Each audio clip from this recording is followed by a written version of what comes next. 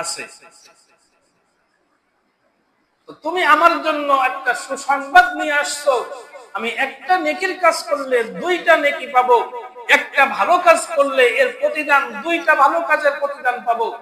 তুমি আমার জন্য আর একটা কাজ করো, ও আল্লাহর ফেরেশতা, তুমি আল্লাহ তাআলার কাছে একটু সুপারিশ করে দাও, আমি যতটুকু হায়াত নিয়ে এসেছিলাম, যতটুকু হায়াত আমার জন্য আল্লাহ তাআলা বাজেট করেছিল, যতটুকু হায়াত আল্লাহ তাআলা আমাকে দিয়েছিল, আমি যেন একটু বেশি হায়াত পাই, ওই বেশি হায়াতে একটু বেশি নেকি অর্জন করতে পারি, বেশি নেকি নিয়ে যেন ময়দানে মাহশারে আল্লাহর সামনে আমি একটু গর্বের সাথে দাঁড়াইতে পারি। ও আল্লাহ, দেখো দেখো দেখো, আমি অন্য অন্য নবীর তুলনায়, অন্য অন্য পয়গম্বরের তুলনায় একটু বেশি নেকি নিয়ে তোমার দরবারে হাজির হয়েছি। অথচ এই পয়গম্বরের চাইতে আমাদের খুশি হওয়ার কথা ছিল আরো 100 গুণ বেশি। কারণ হাদিসের মধ্যে আসছে, মাহে রমজানে যদি কোন আখেরি নবীর উম্মত যদি একটা নেকির কাজ করে, ওই নেকির কাজটাকে আল্লাহ তাআলা বৃদ্ধি করতে করতে করতে 70 গুণ থেকে 700 গুণে রূপান্তরিত করে। আমরা কি একবার তাহলে আল্লাহর কাছে এইভাবে আবেদন করছি, আল্লাহ একটু নেকি বাড়াই দাও, তাহলে একটু হায়াত বাড়াই দাও, তাহলে একটু বেশি নেকি করতে পারবো? আমার মনে হয় কেউ এরকম আবেদন আমরা করি নাই। হ্যাঁ, আবেদন করছে হায়াত বাড়ানোর জন্য, যে একটু বেশি দিন বাঁচবো, দুনিয়ার মধ্যে একটু বেশি অহংকারী, বেশি দিন অহংকারী হয়ে থাকতে পারবো, বেশি অর্থ সম্পদের ভোগী হতে পারবো, বেশি দাম্ভিকের সাথে চলতে পারবো, দুনিয়ার মধ্যে অহংকারী হিসেবে চলতে পারবো। এই জন্য আমরা হয়তো নিজের হায়াতকে বাড়ানোর জন্য চেষ্টা করছি, বরং নেকির কাজ বেশি করে করতে পারবো এই জন্য আল্লাহর কাছে কখনো হায়াত বৃদ্ধির জন্য আবেদন করি নাই। আল্লাহর ফেরেশতা হযরত জিবরাইল আলাইহিস সালাম বলেন, ও আল্লাহর নবী, আপনি যে আবেদন করছেন এটা আমার দফতরের কোনো আবেদন নয়, এই আবেদন আমার দফতরে মঞ্জুর হয় না, এই আবেদন আমার দফতরের কাজ না, বরং আপনি এই আবেদনটা করবেন জিবরিল আলাইহিস সালাতু ওয়াস সালাম, আমি আমার কাছে নয় বরং আজরাইল আলাইহিস সালাতু ওয়াস সালামের কাছে। আজরাইলের কাছে যখন আপনি এই আবেদনটা করবেন, তখন স্বয়ং মালিকে ইলাহি রব্বে কারীম আজরাইল যখন আল্লাহর কাছে যখন বলবে, রব্বে কারীমের কাছে যখন বলবে, তখন আল্লাহ হয়তো সেই আবেদনটা গ্রহণ করতে পারে। এটা আমার সেক্টরের কাজ না। আমার সেক্টর হলো মালিক আমাকে একটা সংবাদ দিবে, পয়গম্বরকে জানাই দাও, আমি এসে সেই সংবাদটা জানাই দিব। এই হলো আমার দপ্তরের কাজ, আমার অফিসিয়াল কাজ। বলে তাই? হ্যাঁ। বলে জিবরাইল, আজরাইলের দফতরটা কোথায়? আজরাইলের হেড অফিস কোথায়? বলে আজরাইলের হেড অফিস হলো 4th আসমানে। কোন আসমানে বলেন? আজরাইলের আবাস স্থল হলো 4th আসমানে। তুমি বরং তোমার জন্য আমি এতটুকু করতে পারি, ও আল্লাহর পয়গম্বর ইদ্রিস, তুমি আমার ডানার উপরে ভর করে ওঠো, আমি তোমাকে আজরাইলের দফতরের সামনে নিয়ে যেতে পারি। বলে এটাও মন্দ হয় না, এটাও মন্দ হয় না, তাহলে চলো যাই। খুব খেয়াল করেন, যেই কথা সেই কাজ।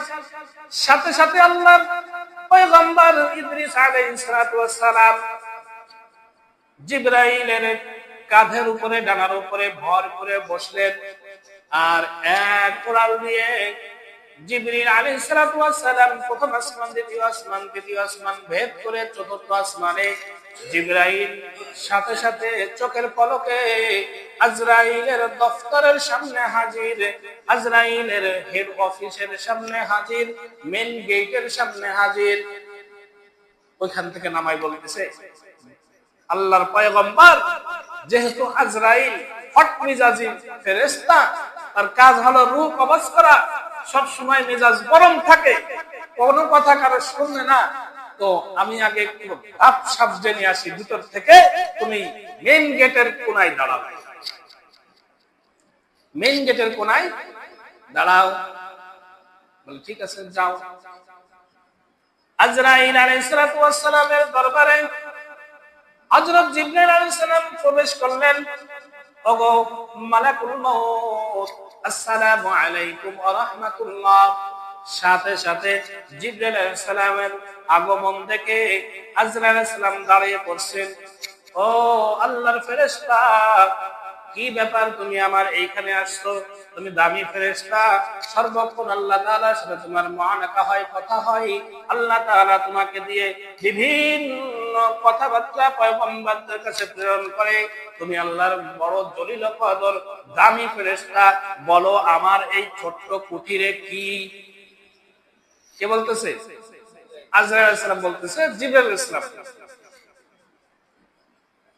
বলে আমি তোমার কাছে একটা আবেদন নিয়ে আসছি, আর একজন পয়গম্বরকেও আমার সাথে করে নিয়ে আসছি।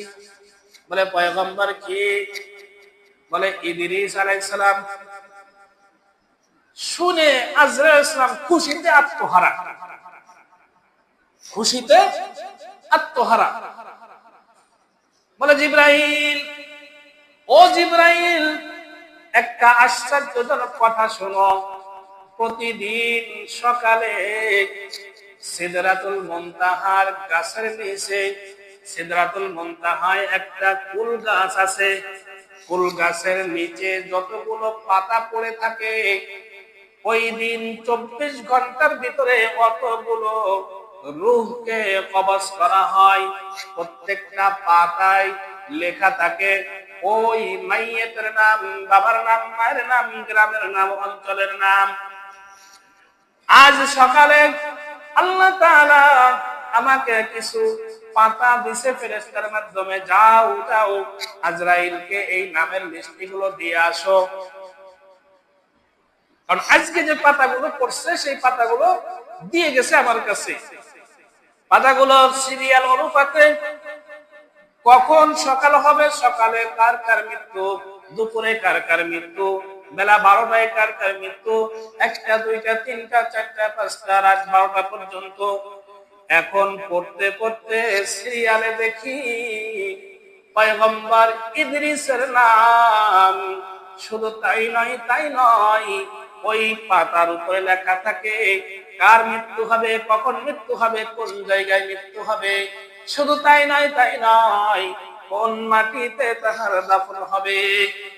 ও জিবরাইল, শোনো, আশ্চর্যের বিষয় হলো আমাকে যখন এই সিদরাতুল মুনতাহা থেকে কুল গাছের পাতাগুলো হাতে দেওয়া হয়েছে, কুল গাছের পাতায় ইদ্রিস আলাইহিস সালামের নাম আছে। শুধু তাই নয়, আশ্চর্যের বিষয় হলো মৃত্যুর জায়গা লেখা রয়েছে চতুর্থ আসমানে। মৃত্যুর সময় ঘনিয়ে আসতেছে, আমি শুধু চতুর্থ আসমান খুঁজতেছি, দেখতেছি কোথায় ইদ্রিস আলাইহিস সালাম, কোথায় ইদ্রিস আলাইহিস সালাম।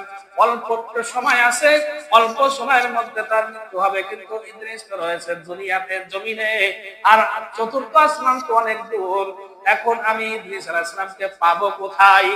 ও জিবরাইল, তুমি এমন একটা উপকার আমাকে করলে, এই উপকারের কথা কোনোদিন আমি ভুলবো না।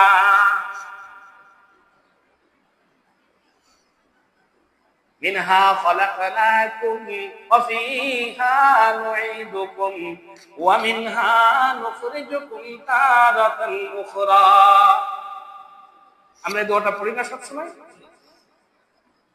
মৃত্যু কোথায় হবে, কোন মাটিতে তার দাফন হবে, এসব মালিকেই রাখি। আমি যখন মায়ের গর্ভে এসেছিলাম তখনই আল্লাহ তাআলা ওই সিদরাতুল মুনতাহার পাতায়, গাছের ফুল গাছের পাতায় আল্লাহ তাআলা লিপিবদ্ধ করে রেখেছিলেন। তাহলে বোঝা গেল আমরা এখানে যারা উপস্থিত আছি সকলেরই নামের তালিকা ওই গাছে আছে, সকলেরই নামের তালিকা ওই গাছে আছে। আমার নামের তালিকার পাতাটা কোন দিন পড়বে এটা আমি কখনোই কোনোভাবে কোন সূরাতে জানতে পারি না। আল্লাহ মিনহা খালাকনাকুম, আমাকে যেই মাটি থেকে সৃষ্টি করা হয়েছে, বলে আমাকে তো লেখা হয়েছিল ওই জয়পুর কেন্দ্রীয় কবরস্থানে, ওইখান থেকে মাটি কোথায় পেল? আমার তো জন্ম সিলেটে। বলে সিলেটেও না, দেশের বাইরে। কিতাবের মধ্যে লেখে যখন কোন সন্তান মায়ের গর্ভে প্রবেশ করে, মায়ের গর্ভে তখন আকৃতিও হয় নাই, আল্লাহ তাআলা ফেরেশতাকে বলে, ও ফেরেশতা, যেই মাটিতে এই ব্যক্তির দাফন হবে, যেই মাটিতে এই ব্যক্তির কবর হবে, ওইখান থেকে এক চিমটি মাটি নাও। মাটি নাই সাথে সাথে বলে, যাও যাও, ওই মায়ের গর্ভে যে সন্তান আছে, মায়ের নাভির মধ্যে দিয়ে ওই সন্তানের শরীরের সাথে, নারীর সাথে এই মাটিটা মিশ্রণ করে দিয়ে আসো, এই মাটিটা মিশ্রণ করে দিয়ে আসো। ফেরেশতার সাথে সাথে সেই মাটিতে মিশ্রণ করে দিয়ে আসে। মায়ের গর্ভের ভিতরে সেই মাটিটা মিশ্রণ করে দিয়ে আসে। আর সেই সাক্ষ্য আল্লাহ তাআলা দিচ্ছেন, মিনহা খালাকনাকুম, আমরা কবরের মধ্যে রাখার পরে মাটি দেওয়ার সময় এই কথাই দোয়াটা পড়ি, মিনহা খালাকনাকুম। ও মাইয়েত, তুমি হয়তো ভাবতেছো তোমাকে অন্য জায়গায় কবরস্থ করা হচ্ছে। না না না না, তোমাকে অন্য জায়গায় কবরস্থ করা হচ্ছে না। তোমাকে এই জায়গার, এই কবরখানার যেই জায়গায় খুশিছে, এইখান থেকে একটু মাটি নিয়ে তোমাকে সৃষ্টি করা হয়েছিল। এই মাটির মিশ্রণে তুমি সৃষ্টি হয়েছিলে। মিনহা খালাকনাকুম, এই মাটি দ্বারা তোমাকে বানানো হয়েছিল। ওয়াফিহা নুঈদুকুম ওয়া মিনহা নুখরিজুকুম তারাতান উখরা, এইখানে তোমাকে আবার মিশায় দেওয়া হলো। সেই মাটি, যেই মাটি ফেরেশতা নিয়ে গিয়েছিল, সেই মাটি আবার তার আসল জায়গায় ফিরে আসলো। ওয়া মিনহা নুখরিজুকুম তারাতান উখরা, এই মাটি থেকে আবার তোমাকে একদিন উঠানো হবে।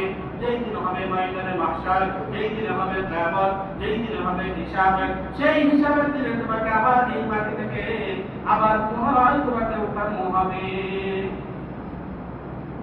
তাহলে বোঝা গেল আমার মৃত্যু অবধারিত, আমার মৃত্যু আমার হাজার চেষ্টার মাধ্যমেও ঠেকানো যাবে না। নির্দিষ্ট সময়, নির্দিষ্ট জায়গায়, নির্দিষ্ট ক্ষণে আমার মৃত্যুটা হবে।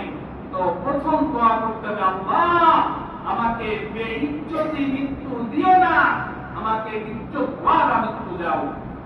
আমাকে ফকিরের মৃত্যু দিও না, আমাকে বাদশাহী মৃত্যু দাও।